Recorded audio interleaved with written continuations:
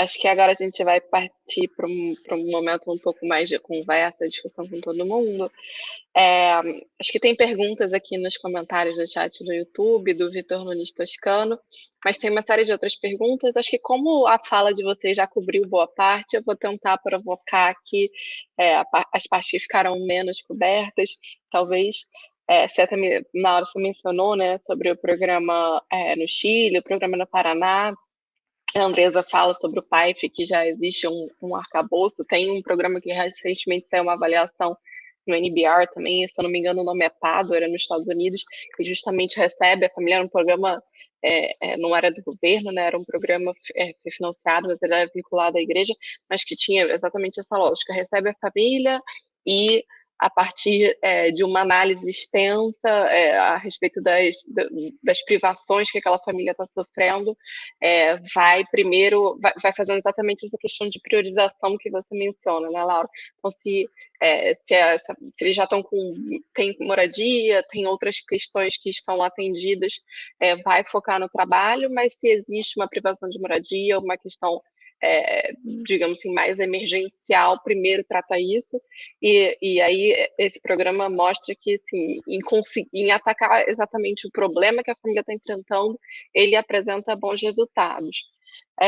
E aí a questão que permanece é justamente essa questão que está até relacionada ali com os resultados que eu trouxe lá no começo, uma questão territorial, né? Existem territórios que estão mais bem-sucedidos em ter resultados educacionais e de saúde, e, e, e que isso facilita já, né, a família fazer isso sozinha, mas isso dialoga também com a questão da intersetorialidade, né? E aí, quando a Andresa traz a questão da dificuldade do agente ali, da formação, eu fico me perguntando se é uma questão de, assim, tipo, existe algum perfil específico que precisa fazer isso, ou é uma questão de exatamente criar os protocolos para que pessoas em qualquer território consigam executar, né? Então tem essa lista que a Laura acho que já foi caminhando para esse como fazer, né? Pelo que eu tenho estudado e discutido, não me parece ser tanto uma questão de não existe espaço na lei. Acho que tem muita coisa que já está ali, mas é mais a questão de padronizar esses atendimentos e, de repente, capacitar, porque, enfim, talvez nos grandes centros, né, que a gente vai ter um perfil profissional que tenha mais facilidade para isso, mas quando a gente vai ali para os portes de municípios, que nem necessariamente vai conseguir atender, vai precisar se unificar, né, ter uns atendimentos regionalizados, talvez não tenha um perfil profissional tão claro. Então, de repente, criar protocolos em que a gente consiga executar isso, independente do território, seja o caso. Enfim, é uma pergunta, meio uma provocação, aí acho que cabe para os três. Eu não sei se quem quer se voluntariar para começar a responder. Eu posso começar. Giovana, o PB falou sobre duas figuras, né? Ele falou de um agente de desenvolvimento da família e ele falou de um agente de desenvolvimento do território. Eu acho que o nosso agente Paraná, e mesmo o programa chileno, ele bate no limite do que o território tem de oferta. Então, o nosso agente hoje, com essa criação dos comitês, ele consegue levar as famílias a ter o acesso aos direitos que aquele território tem postos, né? Se o território tem limites de acesso à moradia, né, condições de acesso à compra de casa, de habitação, o nosso agente Paraná também bate nesse limite, né? Para passar disso, é por isso que é importante o agente de desenvolvimento local, que o PB falou. No final do dia, o CRAS sabe quais são as limitações de direitos do território, porque ele lida com isso todo o tempo. E aí o importante seria a assistência social, né, se comunicar com o gestor local e dizer, olha, o bairro tal não tem acesso à moradia, o bairro tal está com ausência de esgoto, o bairro tal, ele tem a lista do que está faltando, né? E aí isso envolve uma outra ação, que é o encaminhamento das demandas, né, que teriam que ser passar a ser ofertadas naquele local pelas áreas setoriais. Então, essa conexão da demanda do território com o gestor local envolve uma outra figura que a gente não falou aqui, né? E ela queria passar a suprir essa parte que fica faltando, né? Que o território não tem ofertado no momento.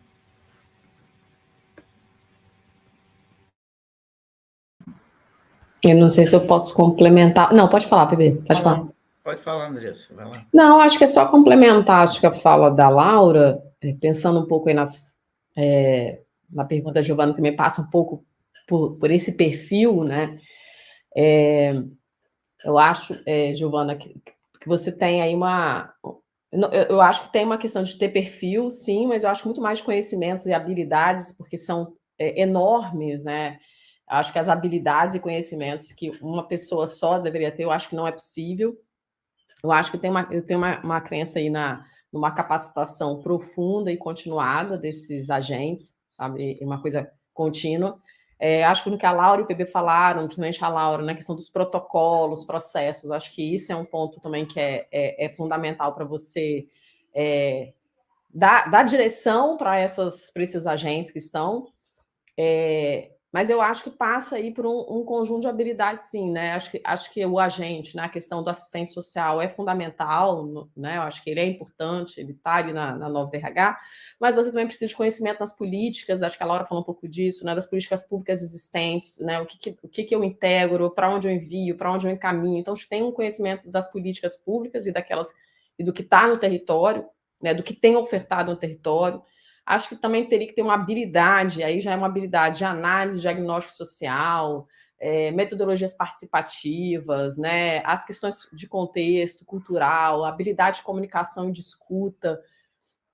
Então, eu acho que talvez bons processos, bons protocolos e capacitações, né, profundas e contínuas poderiam garantir esse conjunto de conhecimentos e habilidades que eu vejo como necessárias aí para desenvolvimento, né, assim, no território, das famílias, enfim, do que a Laura falou. Só adicionando antes de passar para o PB, a Wanda sugere, a Wanda Engel, infelizmente não está aqui com a gente hoje, mas ela sempre me diz que ela sugere que seja feito, não sei qual seria o instrumento, talvez a Andressa consiga pensar nisso melhor do que eu, mas que seja feito uma seleção e um treinamento para as pessoas, né, exatamente no formato que a Andressa está falando, e para quem fizer participar desse treinamento, essa pessoa vai receber um adicional de remuneração, né, uma forma de você valorizar essa habilidade diferenciada para o uso dos protocolos que a gente está discutindo, né. Mas, Giovana, Laura, Andresa, eu acho o seguinte, eu acho que vamos dizer, o protocolo, em particular, o protocolo do Puente, que é lindo, né? E a formação e motivação dos agentes, eu acho que é fundamental, entendeu? Mas eu acho que o que precisa ser superado em primeiro lugar é aquilo que parece que o Paraná conseguiu muito bem e que o Chile conseguiu muito bem, que é colocar a assistência social ou desenvolvimento social como o ponto focal da comunidade. Quer dizer, se todo mundo olhar para o desenvolvimento social, para a assistência social, para o CRAS como alguma coisa marginal e não central à política social daquela comunidade, nada vai acontecer. Eu acho que é exatamente o que o Paraná conseguiu com esse conjunto de conselhos aí, etc. Dizer, gente, todos os setores aqui, todos vocês trabalham para assistência social, entendeu? Porque assistência social, o CRAS, é a instituição do povo. O povo vai no CRAS, e aí ele vai pedir várias coisas, e aí eu vou encaminhar o que eles pedem para vocês. Logo, vocês todos estão a serviço daquilo que o CRAS pedir para vocês fazerem, entendeu? Vocês não estão fazendo nenhum favor, quer dizer, o CRAS, ele não...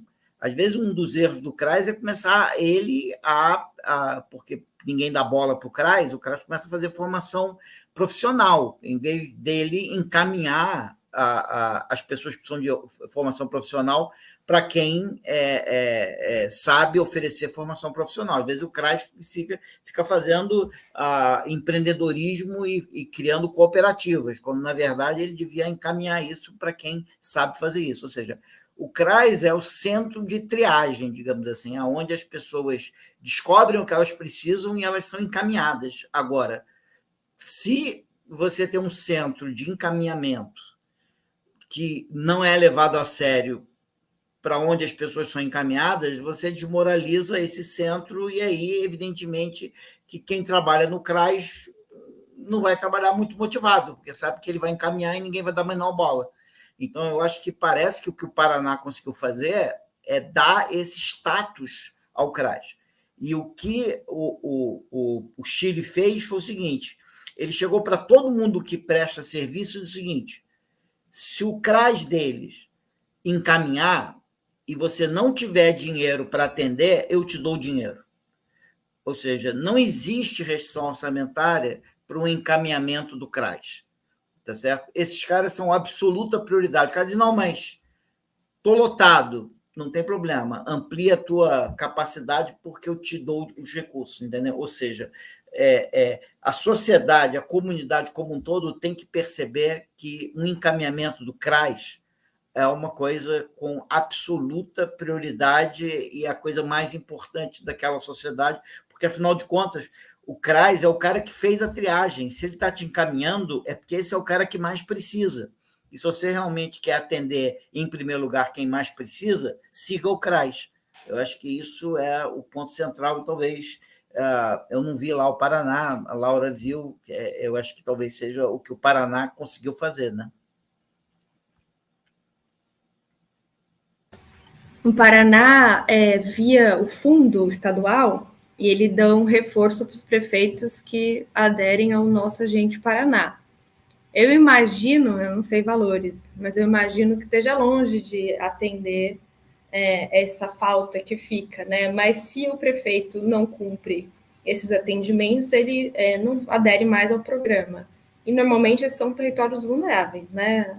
A gente está falando de prefeituras e territórios no Paraná que precisam de apoio do fundo estadual. Então, parece que a coisa funcionou.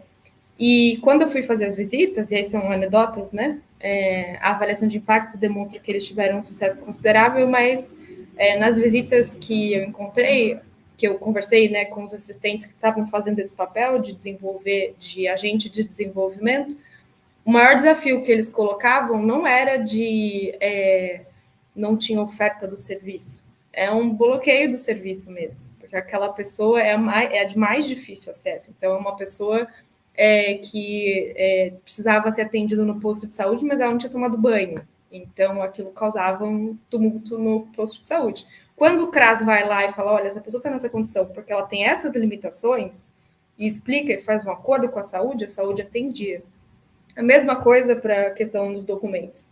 Então, no final do dia, das poucas visitas que eu fiz, as limitações, elas não eram de ordem que a gente imagina, que é falta de oferta de saúde ou de educação, eram problemas de outra natureza, que nesses comitês locais, isso eu nunca tinha visto, eu acho que o Criança Feliz não tem.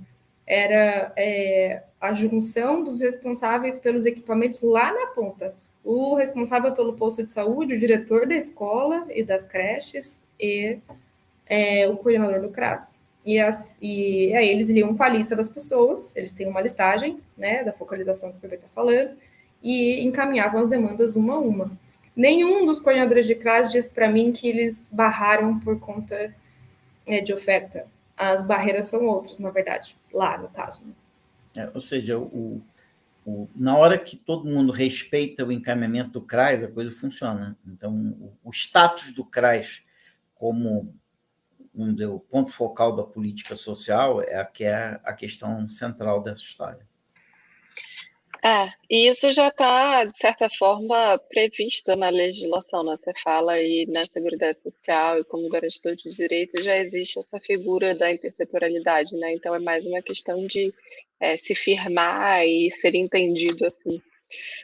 Mas eu queria passar por uma última pergunta super rápida, antes de eu passar para o Paulo encerrar, que a gente já está chegando do horário final. O PB chegou a abordar rapidamente a questão de custo, né? De, tipo, se é uma questão de custo, a gente pensa em, em mecanismos de transpor esse custo, né? De suplementar. Mas esses tipos de programas, né, são geralmente os que são mais caros, né? Tem um custo alto.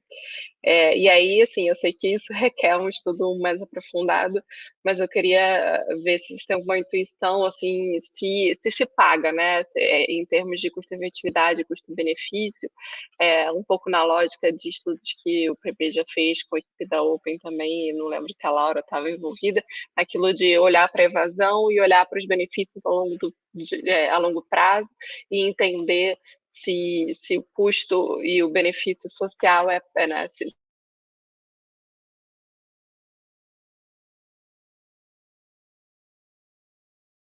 passar aqui para o outro fone. Vocês ainda me estão escutando? Vocês não estão escutando? Não? Vocês me ouvem? Oi. Desculpa. Então, acho que assim, é perguntar se é possível esses custos, se imaginam que seja pago os benefícios de longo prazo, de curto, médio prazo, que uma organização dessa forma consiga oferecer.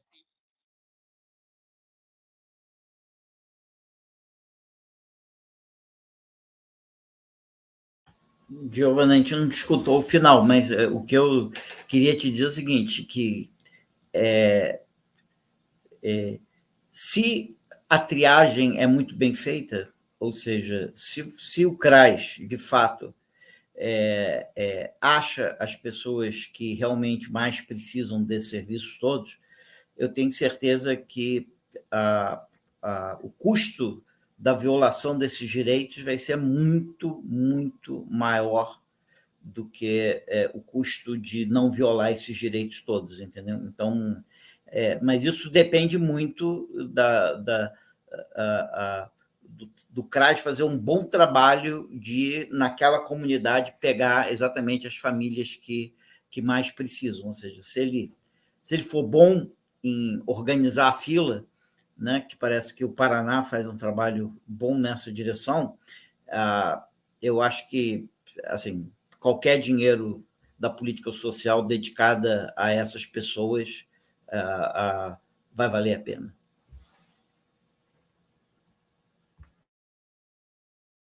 Obrigada, Laura, André, vocês querem complementar?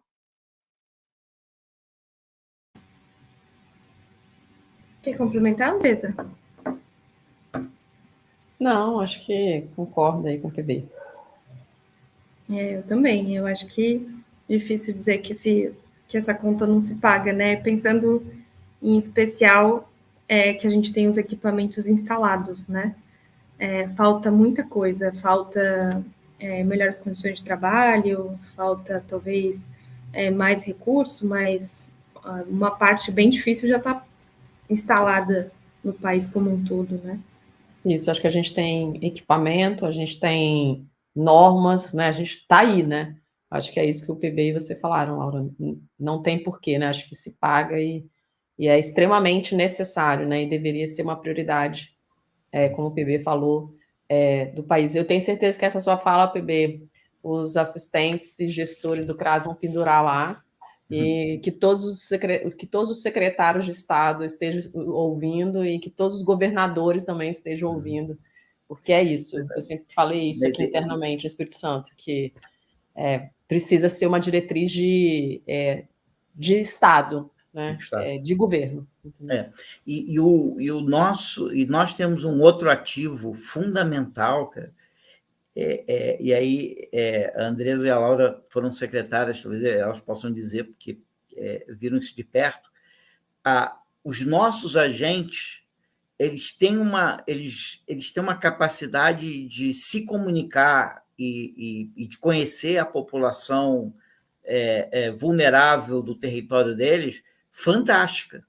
Então, não é que o nosso desenvolvimento social, a nossa ciência social não chegou lá na ponta, ele está lá na ponta, conversando com essas pessoas. O que a gente está precisando é resolutividade. Ele chega lá, ele acolhe, ele entende, ele tenta resolver o problema, mas ele não tem instrumento. Por quê? Porque ele falta exatamente essa respeitabilidade do resto dos setores. Se o resto dos setores aceitar que quem entende de pobreza é o CRAS, eu acho que a gente vai em frente. Porque esse ativo, assim, nós não estamos querendo construir um canal de comunicação com o pobre, a gente já tem o canal de comunicação com o pobre. E isso a maior parte dos países não tem esse canal de comunicação com o pobre. É extremamente difícil construir esse canal de comunicação com o pobre. Esse lado da história a gente já construiu. Falta construir o canal de comunicação do CRAS com os outros setores da política social, entendeu? Falta criar o canal de comunicação dentro da prefeitura, porque do CRAS com o pobre já foi criado.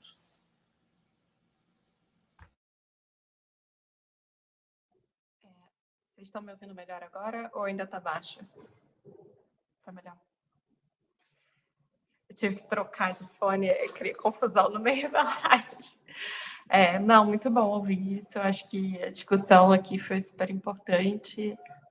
Vou estar chamando aqui o Paulo para retornar para fazer o fechamento. A gente poderia ficar ainda bastante tempo conversando, mas infelizmente nosso tempo está acabando. Mas super obrigada, Andresa, Laura e Bebê, pelas suas contribuições. E agradecer também a plataforma do Glocal aqui de divulgação, né, de organização dessa semana de avaliação, que nos proporciona discussões tão importantes para a comunidade de monitoramento, avaliação e políticas públicas de maneira geral. Paulo, sua palavra. Muito bom, depois de uma aula de aproximadamente 2 horas e 12 minutos, saímos daqui com uma percepção bastante aprofundada das questões, desafios e dilemas da assistência social no Brasil. Trata-se, evidentemente, de um desafio de uma proporção continental, tal como é nosso país, e certamente acho que teremos ainda muito o que nos debruçar sobre o que aqui foi apresentado, para que tenhamos no futuro uma coisa mais bem organizada em termos de assistência social no Brasil. Queria agradecer a todos aqui, vocês que fizeram apresentações muito interessantes. Acho que ilustrou bastante para aqueles que nos ouviram cada uma das palestras, de modo que queria, então, em nome do MDS, em nome do G-Local, mais uma vez agradecer a Laura Machado, Andressa Rosalém, Giovana Ribeiro e o Ricardo Paes de Barros. Tá bom? Que vocês tenham um bom final de dia e um abraço a todos. Muito obrigado. Tchau, obrigada. Tchau, obrigada.